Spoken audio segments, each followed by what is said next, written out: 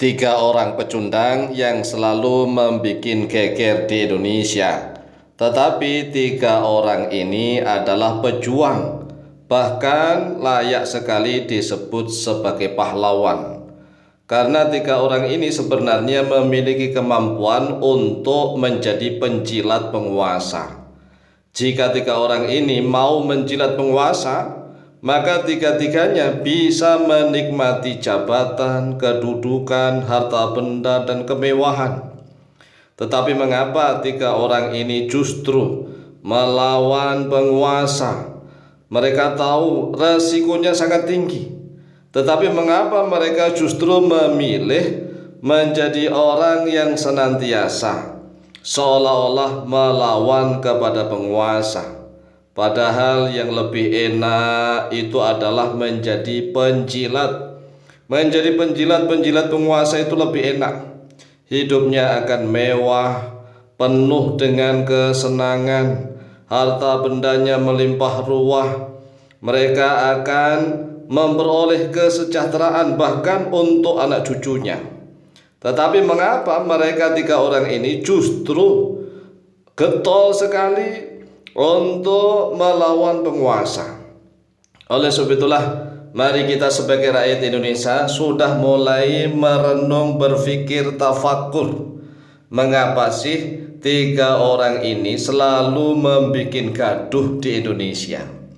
Apakah semata-mata hanya ingin kegaduhan? Ataukah mereka ini digaji, dibayar oleh orang-orang yang sengaja ingin membuat gaduh Indonesia? Ataukah memang tiga orang ini menginginkan suatu kebenaran, kejujuran, dan keadilan tegak di Indonesia? Nah, pertanyaan-pertanyaan seperti itu ya beliau sendirilah yang paling paham tentang jawabannya. Nah, kita sebagai rakyat Indonesia berdoa, mudah-mudahan tiga orang ini benar-benar murni niatnya sebagai pejuang kebenaran, kejujuran, dan keadilan.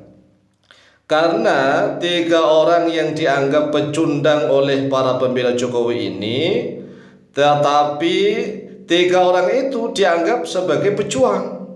Jadi di satu sisi tiga orang ini dianggap sebagai pecundang oleh para pembela Jokowi, tetapi di sisi lain tiga orang ini dianggap sebagai pejuang dan bahkan layak disebut sebagai pahlawan oleh seluruh rakyat Indonesia yang cinta pada kejujuran, kebenaran, dan keadilan. Karena cobalah kita renungkan, untuk apa sebenarnya mereka ini kekeh selalu mempermasalahkan tentang ijazah Pak Jokowi? Kan mereka sebenarnya lebih enak lagi lah membahas isu-isu yang lain, atau mereka lebih enaknya lagi yaitu menjilat penguasa. Itu kan lebih aman. Kalau penguasa dijilat, dibela-bela, Masya Allah, uang datang mengalir dari arah mana saja. Tetapi resiko tinggi kalau selalu menentang penguasa. Nah, mari kita doakan semoga mereka ini benar-benar niatnya murni, ikhlas berjuang. Karena kalau seandainya nanti ternyata terkuak semuanya bahwa ijazah Pak Jokowi yang ada di UGM itu misalnya palsu, ya mereka bertiga ini layak disebut sebagai pejuang dan pahlawan. Karena telah menyelamatkan ketidakjujuran yang sudah menyebar ke seluruh negeri.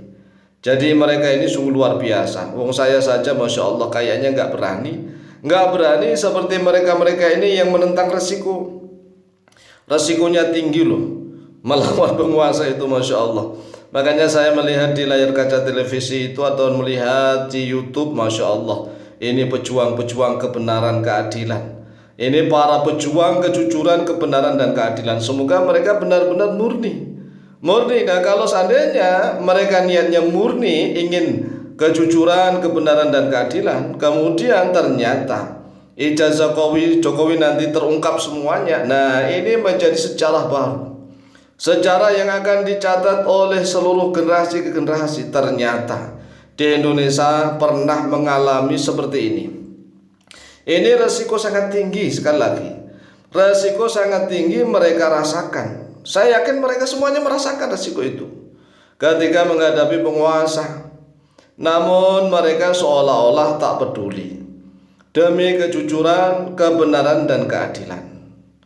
Padahal mereka bisa saja menjadi penjilat penguasa demi memperoleh kedudukan, jabatan, harta benda, dan kemewahan.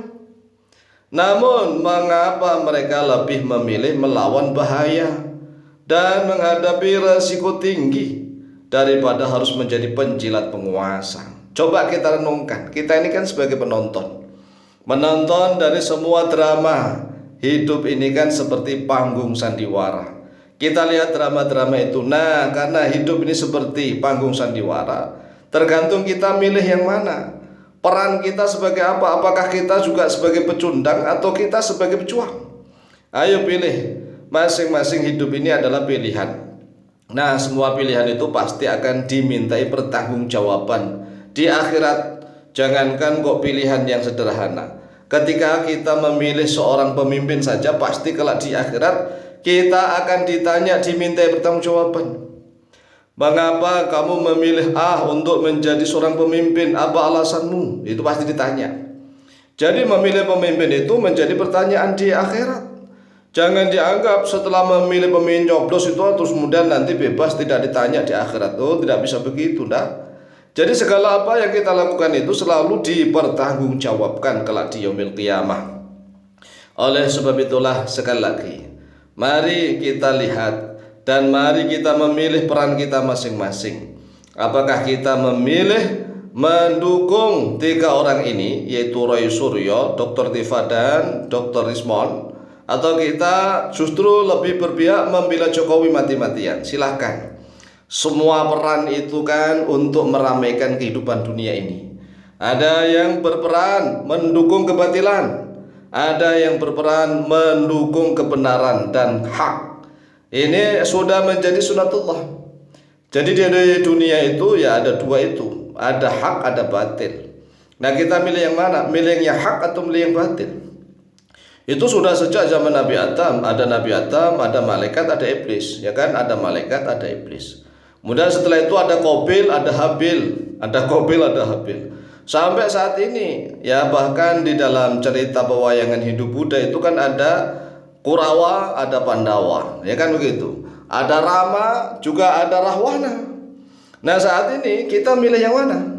Kita mau memilih kelompok yang batil atau kelompok yang hak?